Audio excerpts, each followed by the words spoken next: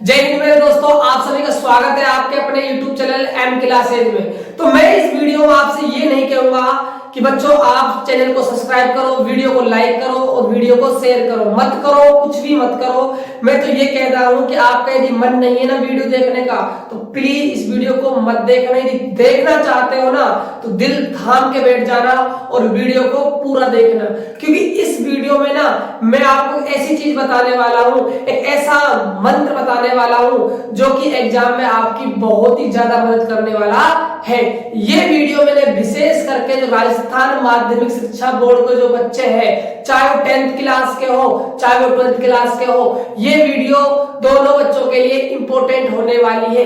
क्योंकि हम इस वीडियो में आज डिस्कस करेंगे कि आप अपनी बोर्ड जो परीक्षा होगी आपकी 2023 में, उसकी जो कॉपी होगी उसमें आप कैसे लिखें। सबसे इंपॉर्टेंट होता है कॉपी में लिखना।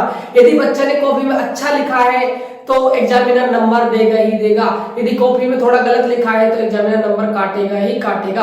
आप कहोगे गुरुजी ये तो हमें पता है, इसमें कौन सी बड़ी बात है। बिल्कुल बच्चा, आपको पता है, इसमें कोई बड़ी बात नहीं है, लेकिन ये पता है क्या कि पेपर को कैसे अटेम्प्ट किया जाता है? नहीं पता ना। तो मैं इस वीडियो में आपको फुल डिटेल से समझाने वाला हूं कि आपको पेपर से कैसे डील करना है, पेपर को कैसे करना है हैंडल। क्योंकि सबसे जो इंपॉर्टेंट होते हैं ना वो 3.25 घंटे होते हैं। जिस बच्चे ने 3.25 घंटों को अपने माइंड में कैच करके उन सभी 3.25 घंटों को स्टेप बाय स्टेप अच्छी तरह से निकाल दिया ना तो फिर एग्जाम अच्छा होता है, बेस्ट होता है, बेटर होता है और शानदार और लाजवाब होता है। और जो स्कोर होता है वो 95 प्लस होता है, 100 भी होता है, कोई बड़ी बात नहीं है। लेकिन आपको ना कॉपी कैसे लिखी जाती है उसका स्टेप बाय स्टेप समझना बहुत ही आवश्यक है, बेहद जरूरी है। तो हम इसी वीडियो में आपको इन सभी बातों को बताने वाले हैं। तो आप वीडियो को पूरा देखना, वीडियो को बिल्कुल भी स्किप मत कीजिएगा। यदि आपने कुछ भी कर दिया थोड़ा बहुत स्किप तो आप बहुत सारी चीजों को छोड़ दोगे। तो स्टार्ट करता हूँ वीडियो को बिना टाइम वेस्ट किए। देखो, जैसे कि आपको दिख ही रहा है, राजस्थान बोर्ड परीक्षा 2023 विषय हमारा जो है आज का वो है बोर्ड कॉपी कैसे लिखे। सबसे बड़ा जो मुद्दा होता है बच्चों के सामने वो यही होता है कि गुरुजी सब कुछ पढ़ लिया मैंने, बस ये जरूर बता दो कि बोर्ड कॉपी लिखी कैसे जाती है। तो सुनना बच्चों, बोर्ड कॉपी आप कैसे लिखनी है। सबसे पहले तो वहां पर आपको जब कॉपी मिलेगी तो वहां पर आपको क्या होंगे, यहाँ पर परीक्षा क्रमांक, दिनांक, वार, विषय है ना, ये सब चीजें होंगी। आपको यहाँ पर सब चीजें फिल करनी है कॉपी के अंदर। जब आप एग्जाम हॉल में बैठोगे तो जो टीचर होंगे आपके वहां एग्जाम हॉल में वो आपको बताएंगे कि बच्चों इसमें ये भरना है, इसमें ये भरना है, इसमें ये भरना है ना। तो आप जो कॉपी की एंट्री होगी उसको तो आराम से कर लोगे, उसमें तो कोई दिक्कत आने वाली आपको है नहीं। अब सुनना, जैसे ही आपको पेपर मिलता है, ठीक है, तो जो पेपर होगा जो आपका वो प्रत्येक सब्जेक्ट का 3.25 घंटे का आपका पेपर होगा बच्चों। ये सभी बच्चों को पता होगा, है ना। तो देखो 3.25 घंटों को आपको कैसे मैनेज करना है ये भी इंपॉर्टेंट बात है। इसके लिए मैं अलग से वीडियो बना दूंगा कि आप 3.25 घंटे के अंदर पेपर को कैसे सोल्व करें। फिलहाल हमारा मुद्दा ये चल रहा है कि बोर्ड कॉपी कैसे लिखे। तो सुनना बच्चों, तो जो आपको पेपर आएगा बच्चों इस बार ना वो खंड में बट के आएगा। इसमें आएगा, सेक्शन में आएगा, खंड में बट के आएगा। 4 खंड आपके बनाए गए हैं। एक तो ए खंड है, एक आपका बी खंड है, एक आपका सी खंड है और एक आपका डी खंड है। तो 4 खंडों में आपका पेपर आएगा। अब सुनना बच्चों ध्यान से, जो बोर्ड की जो कॉपी होगी, मान के चलिए फिलहाल मेरे पास मैंने इस डायग्राम में बोर्ड की कॉपी है, मान लो ये क्या है, बोर्ड की कॉपी, ठीक है। अब सुनना, खंड ए, खंड बी, खंड से, खंड दे, 4 खंड है। तो सबसे पहले बच्चों याद रखना, जिस खंड को आप अच्छे से जानते हो, जिस खंड में से आपको सवाल आ रहे हैं, सबसे पहले तो आपको ना 15 जो मिनट दी जाती है, इसमें 15 मिनट जो दी जाती है 3.25 घंटे में, ये आपको प्रश्न पत्र पढ़ने के लिए दी जाती है कि आप प्रश्न पत्र को आराम से पढ़ लो। तो इन 15 मिनटों में आप प्रश्न पत्र को पढ़ोगे बच्चों, तो आपको ये पता लग जाएगा कि खंड ए आसान है, खंड बे आसान है, खंड से आसान है, खंड दे आसान है। जो खंड आपसे अच्छा आता है, बिल्कुल करेक्ट आता है, जिसमें आप गलती करने के जो चांसेस है वो 1% है, आपसे गलती बिल्कुल नहीं हो सकती, आपको उस खंड को सबसे पहले करना है। इस बात को आप ध्यान रखना।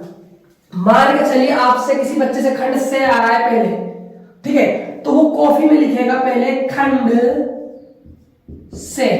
ऐसे लिखने के बाद वो नीचे ना अंडरलाइन कर देगा 2 बार। याद रखो बच्चों, जिसको जो खंड आ रहा है पहले वो खंड लिखेगा, उसके नीचे 2 अंडरलाइन कर देगा। फिर उसके बाद मान के चलिए खंड से में स्टार्ट हुआ हमारा 10वां क्वेश्चन स्टार्ट हुआ, तो आप लिखोगे आंसर 10। फिर इसका जो आंसर है वो आपको लिखना है। बच्चों एक बात ध्यान रखनी है, जब भी आप उत्तर लिखो ना तो काटा फांसी बिल्कुल भी नहीं होनी चाहिए। देखो कई बार क्या होता है, बच्चे से मान लीजिए कुछ उसने शब्द लिखा और शब्द गलत लिख दिया, तो बच्चे क्या करते हैं, मान के चलिए एक मिनट में आपको बता दूं एग्जाम्पल के रूप में, हमें मान लीजिए कठिन लिखना है। क्या लिखना है, हमें कठिन लिखना है। कठिन लिख दिया मैंने। कई बच्चे क्या होता है, कठिन को ऐसे लिख देते हैं, ऐसे लिख दिया बच्चों कठिन, तो वो देखिए बच्चा कठिन गलत लिख दिया, तो इसको ना काट ऐसे काट देते हैं, उसको ना बिल्कुल हाईलाइट कर देते हैं। क्या कर देते हैं, हाईलाइट कर देते हैं, और एग्जाम में जो नजर है ना सीधी उस पे जाती है, इस बच्चे ने क्या है, काट रखा है।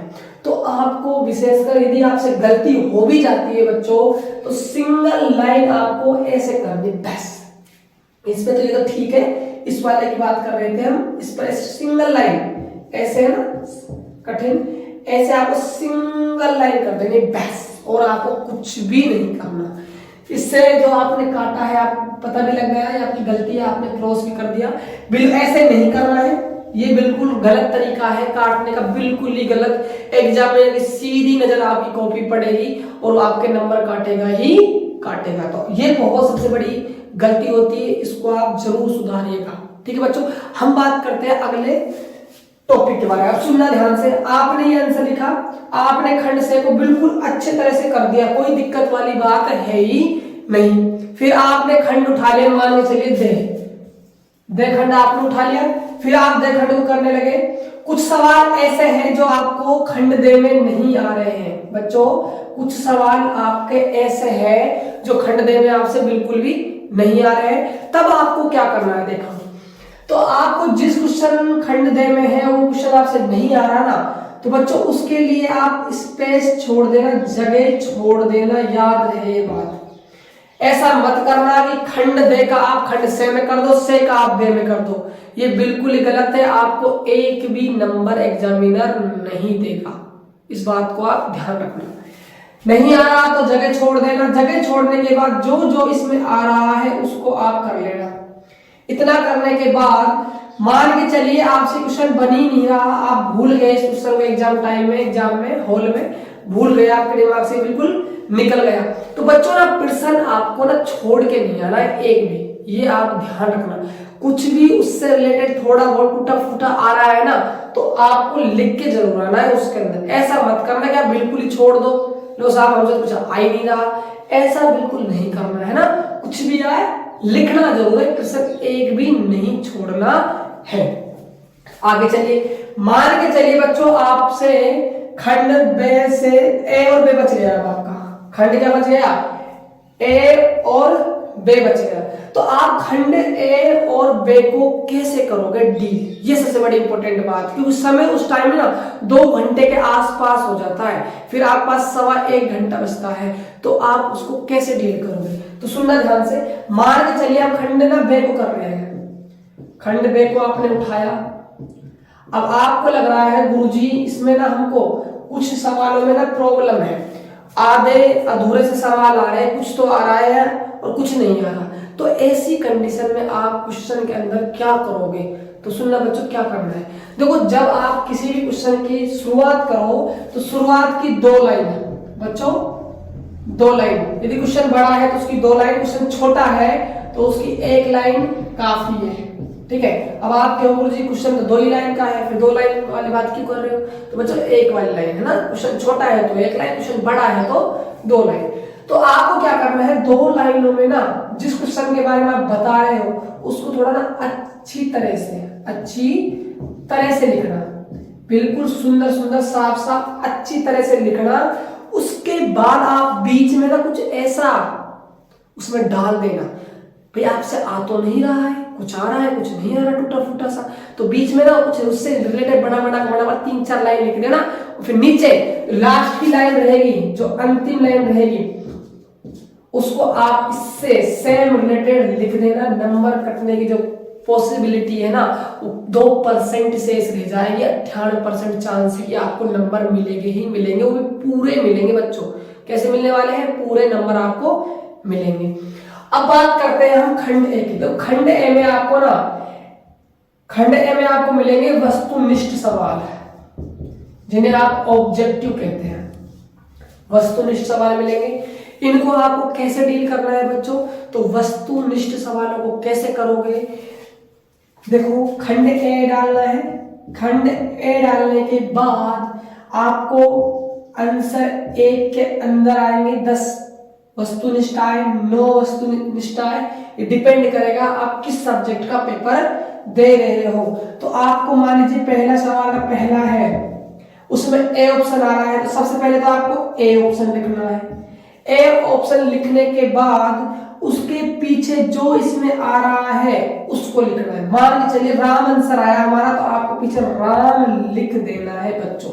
ऐसे तो कई बच्चे ऐसे करते हैं, पहले का पहला और वो डायरेक्ट राम लिखे आते हैं बच्चों। क्या लिखे आते हैं, राम।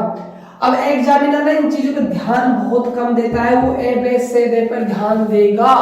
तो आपको पहले जो ऑप्शन आ रहा है, चाहे वो ए हो चाहे वो बे हो, पहले आपको ए लिखना है, तो ए के सामने जो आंसर आ रहा है वो पीछे लिखना है बच्चों। ये एक बहुत बड़ी कह सकते हो कि गलती है जो बच्चे काफी करके आते हैं एग्जाम टाइम में। तो आपको इन गलतियों से बचना है। और मैं अगली वीडियो लाने वाला हूं बच्चों, ध्यान से सुन लेना, मैथ की। किसकी वीडियो ला रहा हूं, मैथ में आप ऑब्जेक्टिव क्वेश्चन कैसे करोगे कम समय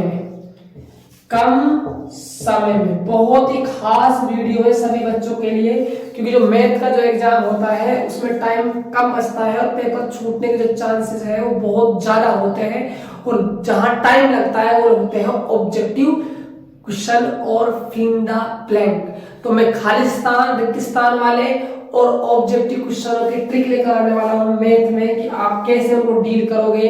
यदि आप चैनल पहली बार आए हो तो चैनल को सब्सक्राइब कर लेना और बेल आइकन घंटे को प्रेस कर देना, क्योंकि जैसे मैं इस वीडियो को डालूंगा जिससे कि नोटिफिकेशन आपके पास सबसे पहले पहुंच जाए और आप इस वीडियो को देख पाओ। तो मिलते हैं नेक्स्ट वीडियो जो इंपॉर्टेंट होने वाली है सभी बच्चों के लिए। तब तक के लिए जय हिंद, जय भारत।